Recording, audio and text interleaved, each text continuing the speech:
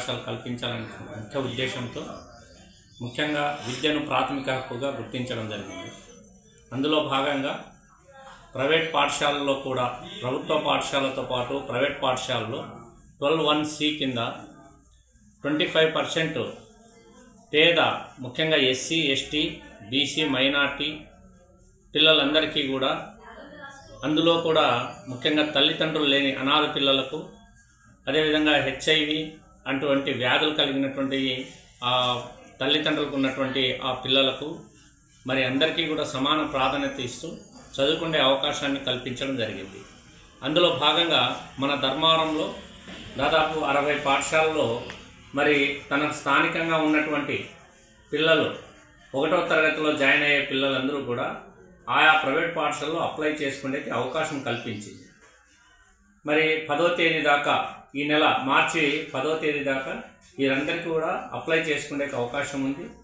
ముఖ్యంగా పిల్లవాళ్ళ యొక్క విద్యార్థి యొక్క డేట్ ఆఫ్ బర్త్ సర్టిఫికెట్, అదేవిధంగా వాళ్ళ అడ్రస్ ప్రూఫ్ కోసము ఆ 2 సర్టిఫికెట్లు కూడా తీసుకొని వచ్చినట్లయితే మన ఎంఆర్సీలో కానీ నెట్ సెంటర్స్లో కానీ మీ సేవలో కానీ ఎవరైనా విద్యార్థులు మరి అప్లై చేసుకునే అవకాశం ఉంటుంది. దీన్ని అందరూ కూడా ధర్మవరం రూరల్ అండ్ అర్బన్లో ఉన్నటువంటి ముఖ్యంగా అందరూ కూడా 5 సంవత్సరాల పైబడినటువంటి పిల్లలు ఎవరైనా సరే మనకు అప్లై చేసుకునేదానికి 1వ తరగతిలో అప్లై చేసుకోవాలి. లోకల్గా ఉన్నటువంటి పాఠశాలకు ఫస్ట్ ప్రాధాన్యత ఇవ్వడం జరుగుతుంది. అంటే వాళ్ళ హౌస్ నుంచి ఫస్ట్ 1 కిలోమీటరు, తర్వాత 3 కిలోమీటర్లు, తర్వాత 5 కిలోమీటర్లు. 5 కిలోమీటర్ల లోపల ఉన్నటువంటి ప్రైవేట్ పాఠశాల ఏదైతే ఉంటుందో ఆ పాఠశాలలో ఈ అవకాశాన్ని ఆ విద్యార్థికి కల్పించడం జరుగుతుంది. అందరికీ కూడా పాఠశాలలో ట్యూషన్ ఫీజు అనేది ఉండదు. అయితే పుస్తకాలు ఇంకా వేరే బస్సుకు సంబంధించినవి అవన్నీ కూడా వాళ్ళు పర్సనల్గా కట్టుకోవాల్సిన అవసరం ఉంటుంది.